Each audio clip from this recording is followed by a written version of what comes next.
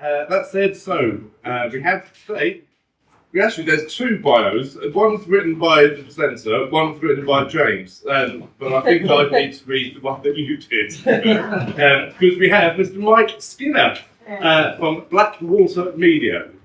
His position in the company is top can, and the nature of the business is video and photography. And the areas that he covers is anywhere at all. So a couple of bits, and I'll keep going back to what you've written on here, James. Later. His prized possession, there is the EBF Oscar. He won this week. No, hang on, we'll change that. So a frightening incident. His EBF 10-minute presentation. A well-known problem that needs fixing and with your is winter. And finally, a famous person that Mike has met is Anthony Joshua, the boxer. He's massive in real life, more so than you'd expect. So put your hands together for Mike Skinner. Good morning, everyone. I'm going to be very lazy and sit down and be the voiceover artist today. Can everyone see the TV screen all right? Yes. It's like, I was going to do one of the presentations where I stood up and involved with the camera and used Ben as a model, and then I realised it was too sunny, so I've had to rapidly come up with something else. So, Mike from Blackwater Media, as you know. I've been here a while now. I'm fairly confident that you largely know what I do with Blackwater Media, which is videography and photography production for businesses. And so I thought, instead, I thought we'd do a quintessential EBF 10 minutes and go back through the history of the mic, where I came from, because I'm really fascinated. And from that, we'll have a look at how we arrived at Blackwater Media, because it's a convoluted route. So, once upon a time, I was young. Young and edgy, as you can see. And when I was young and edgy, and sweaty perhaps, all I wanted to do was ride bikes. In my teens and my early 20s, that was my life. I did okay at school, but not amazingly. I was pretty terrible at most sports, a bit geeky, but I didn't have the school results to back that up, unfortunately. But for some reason, when I discovered mountain bikes, it just sort of clicked for me. And suddenly I had an obsession, and I was riding 5-6 days a week, every evening, every weekend. And I got pretty good at it, which you do when you do something that often. We travelled around the country before I could even drive, rode at famous spots, and then progressed on to start to race a bit and that sort of thing. Which meant when I came to thinking about what to do at university, I had a pretty good idea of what industry I wanted to focus on. Not technology, apparently. So I went to Wolverhampton University to study computer-aided product design, which was still a relatively new course at the time, back in sort of 2003-2004 period, because I'd become fascinated with suspension design on mountain bikes. And it was a really good course, which took me from developing early concepts of ideas to building computer models of them, then to building physical prototypes, and then looking at the design and marketing aspects. So almost kind of an overview of start to finish of building up a business. However, what I didn't fully consider was that the high-end mountain bike industry is quite a small industry. And there's probably about 30 companies in the whole world that were actually looking for the skill that I developed with about one job at each. Suffice to say, I struggled to find any placements, and I refused to commit to a career designing washing machines for the rest of my life. So I took flight and I left for France. So I've been visiting France every summer for a few years on holiday, as the Alps were the nearest access we had to the World Cup mountain bike courses and the big mountain riding over there. And after heading back after university, I was offered a job driving guests for a winter season there. So I looked at that chance, having never seen deep snow in my life really. Learned to snowboard and highly refined my drinking abilities. And then spent the next 2 years there working in hotels and bike riding in the summer, and then did the same with snowboards in the winter. But eventually I got a bit sick of living the wonderful lifestyle there and then going back to stay with my parents every time in the off season, and I decided I needed a stable job. However, 2 years out is quite a long time in CAD design, and it turns out, and I was now well out of touch, and the stuff we had studied was fairly, income in A-level, wasn't well out. Which led me to where I worked for the next 15 years. But there's honestly no good reason at all that I fell into tree work, other than I saw some guys working in a park in Brentwood and thought, I quite fancy doing that. So I wrote a CV saying, I don't know anything about this, but I want to learn. And I sent it to 42 companies that I found in the Yellow Pages back in those days. And I got 2 trial offers. And one of those companies, I ended up being there for about 10 years. I made some of my closest life friends, and I got to work everywhere from Buckingham Palace to some of the crummiest council estates you can imagine. And some of it I started filming.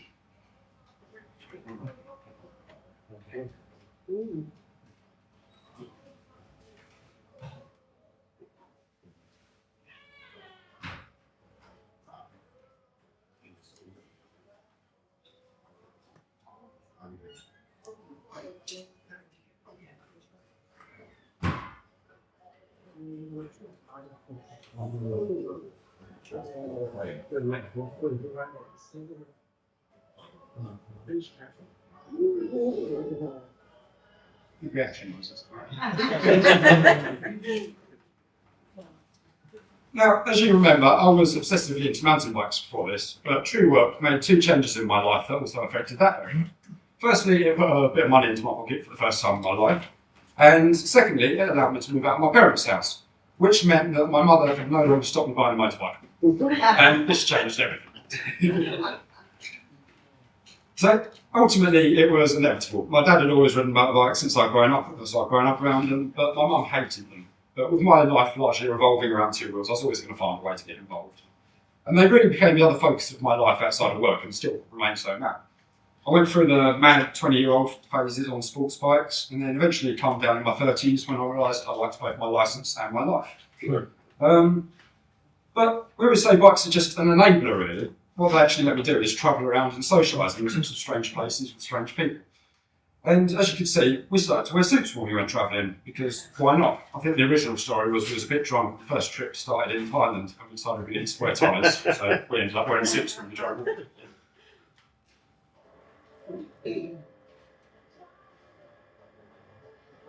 That's the Isle of Man, isn't it?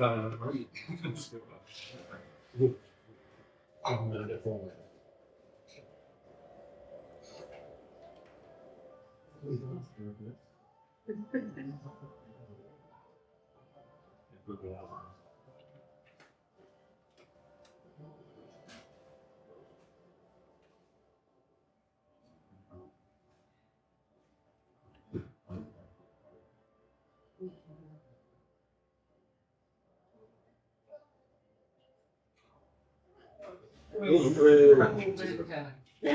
should add, the guy riding in on holding his helmet on was because he decided it was a good idea to buy a helmet when he arrived in India, which he paid about £4 for on the first day of the chin strap. You can see it.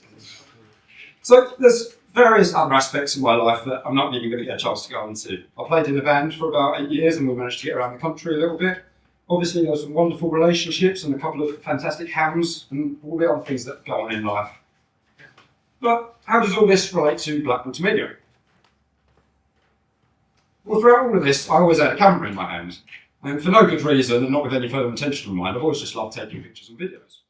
In my mountain bike days, I ran an online blog where I post photos and stories of the events that we used to go to, and then I started making a few videos for some of my friends who were looking for sponsors to compete at the time. Then with tree surgery, it just seemed natural to me to put a GoPro on my head if it was doing an interesting job. So then I had to learn to edit, because there's nothing worse than a 30-minute video straight from camera with nothing happening in the vast majority of it. So I learned to cut it up and add music to it. And then between that and bike trips and other things, I started thinking about it more, filming with editing in mind, and then started to try and build stories and journeys into the videos rather than just random clips thrown together. And sooner or later, I started getting some requests from people. I shot a couple of wedding videos for friends, I started doing some photos for another friend's business, and I thought, maybe there's potential to monetize this. Which coincidentally came around my mid-30s, which was a similar time that my body started really feeling the effects of 15 years of tree surgery, and I needed to start slowing down in that area. So that was really the organic beginning of it all. I built a basic website, did numerous free jobs for small local companies to get a portfolio going, which allowed me to start charging and investing in some better equipment.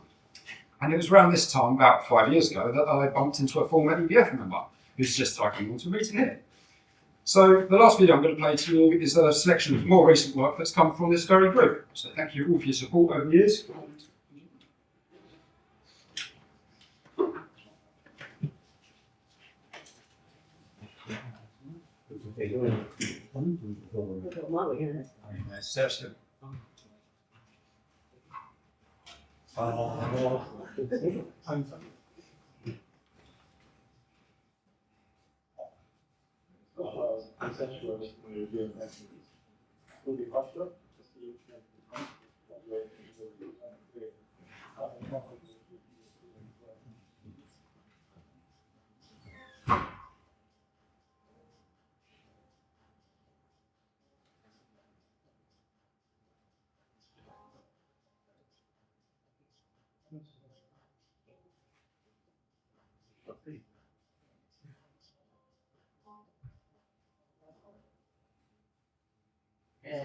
Right, so thank you very much for listening. I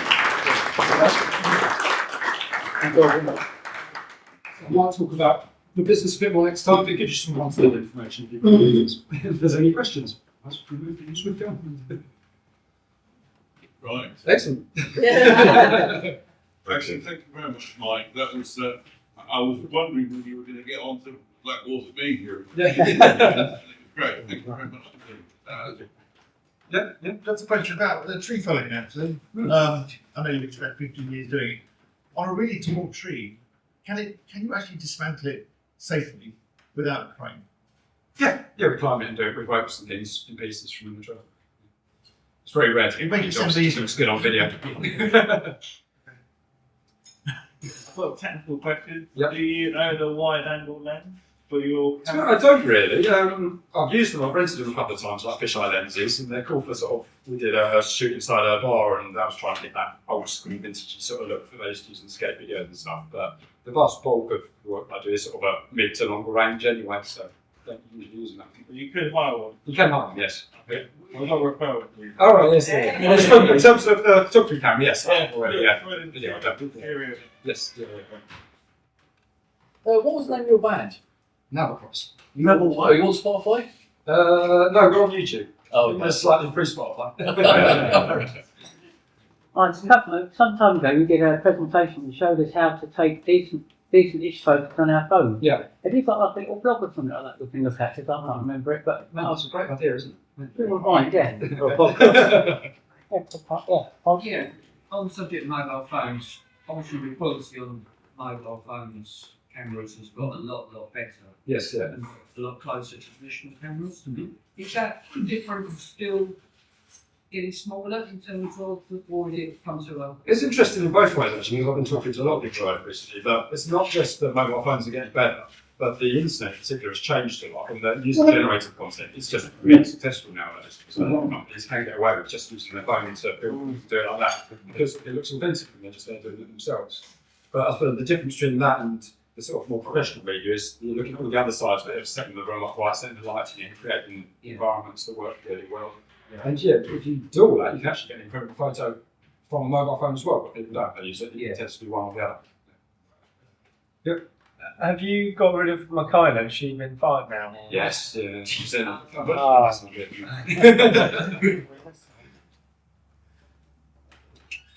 Any other? Great. Thank you very much.